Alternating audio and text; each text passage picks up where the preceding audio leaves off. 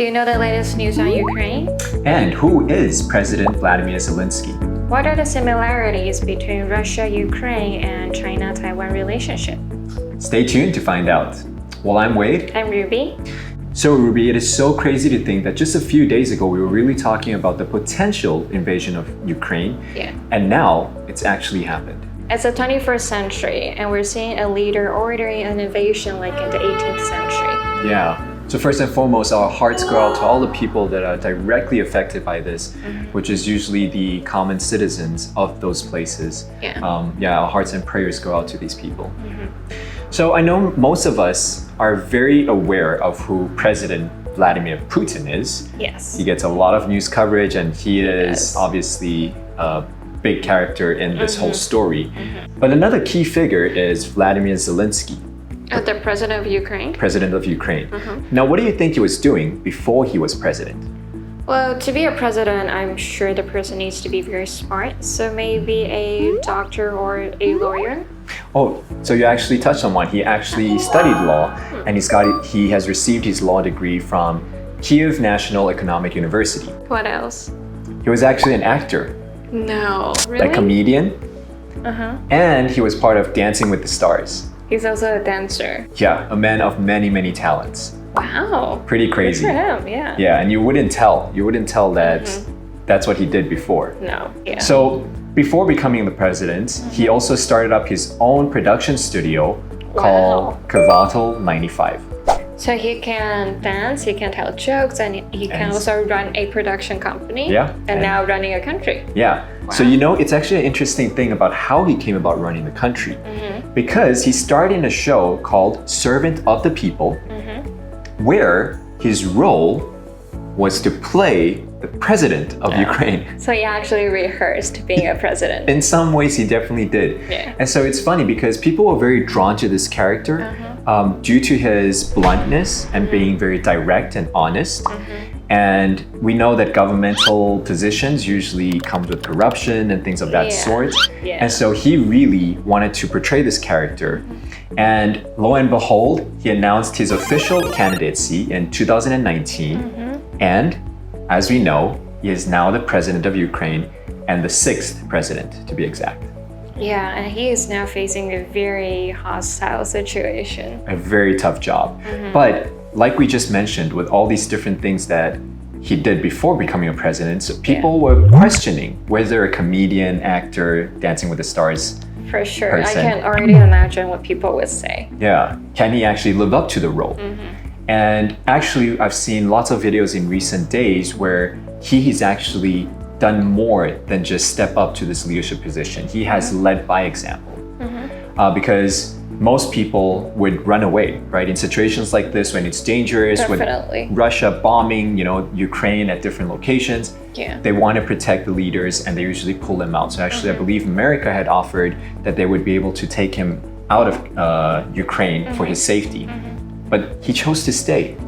That's very honorable. Very honorable, very noble. And he's been seen shooting videos of himself at different locations in Ukraine, encouraging the people, showing them that there is strength, that you are strong, stay fast, and definitely leading by example. Yeah, he's here with the people. Yeah. Well, you mentioned that the U.S. offered him a way out of the country. So I was wondering if the U.S. and Ukraine have the same relationship like Taiwan and the U.S. I believe America has been providing, refugees and shelters and supplies and things of that sort, and even weaponry for Ukraine, but they don't have direct ties to them. There are many similarities between these countries and why people are drawing these parallels. So could you maybe mention some of those?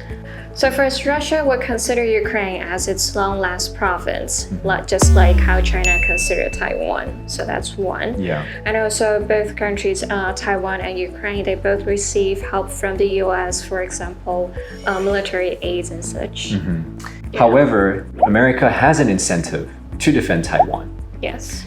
Because we are part of an Indo-Pacific island chain that are tied to Philippines, Japan, and other countries that are part of America's allies.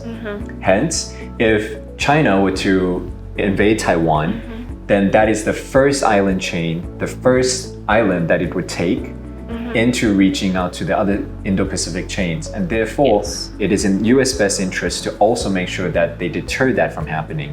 And so in that way, we are different to Ukraine. Also, President Tsai mentioned that we are strengthening our defense system. Yes. By this, she's telling the public that we are observing and also staying alert. Yeah, definitely, because I personally have had friends that question me about, hey, are things okay in Taiwan? Because they draw these comparisons, and even news media has said, you know, Russia invading Ukraine, who's next? Potentially China invading Taiwan. Yeah. But I would say in the common sphere, because we're living in Taiwan, Taipei, nothing has really changed, right? Life still goes about as usual, and we are carrying on as normal. Yes. But I did see the news where President Tsai did make it a bit more clear, just to reassure the people that we are aware and we are on top of this. Yes. We know that China has been sending its fighter jets into our ADIZ. Do you know what that is? I don't know what that is. Take a wild guess. Okay, this game again. ADIZ, I'll go with air designated intelligence zone. Ooh, close. Yeah. It is actually the Air Defense Identification Zone. Yeah, of course. Yeah, so this zone is created, actually basically it's the extension of a country where any aircraft that flies into this space would have to identify themselves.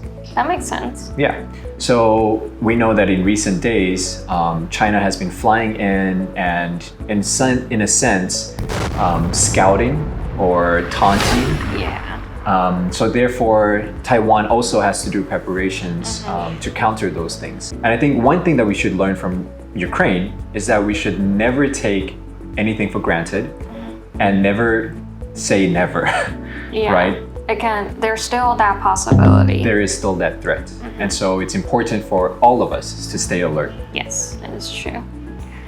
Yeah, so I am also wondering like how other countries are reacting to this situation, to this invasion. I think what the world says and put out shows where we stand on this topic. Yeah. Right. For the first time ever, EU financed and purchased and delivered weapons to Ukraine.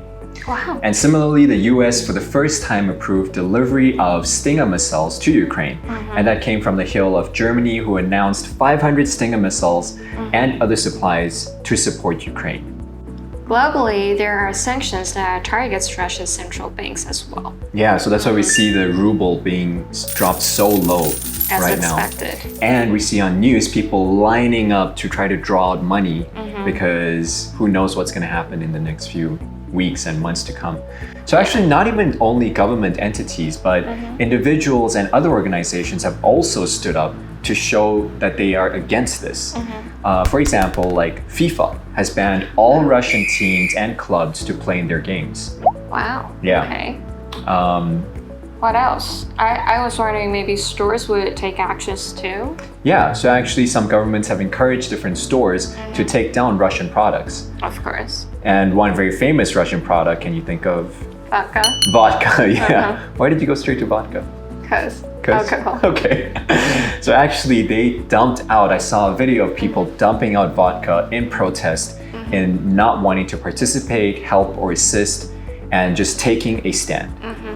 And I think that is something that all of us in our own lives need to also take into consideration. And what's the little parts that we can do to actually make a difference? Because we all have a voice, we all have an influence, and really our thoughts and our actions matter. It's good to see the world is standing up to support what it believes in. And to fight against violence. I don't think violence is ever the answer. And so we should look for peaceful resolutions. Yes, there's always so many other ways to solve a conflict. Yeah, for sure. And war is not it. No. All right. Well, do you think we should be more concerned about China and Taiwan relationship? And how can we learn from Russia and Ukraine situation to avoid a World War III? Let us know in the comments below. And be sure to like, share, and subscribe to our channel. Be sure to visit our FUNDAY website for more. FUNDAY.asia.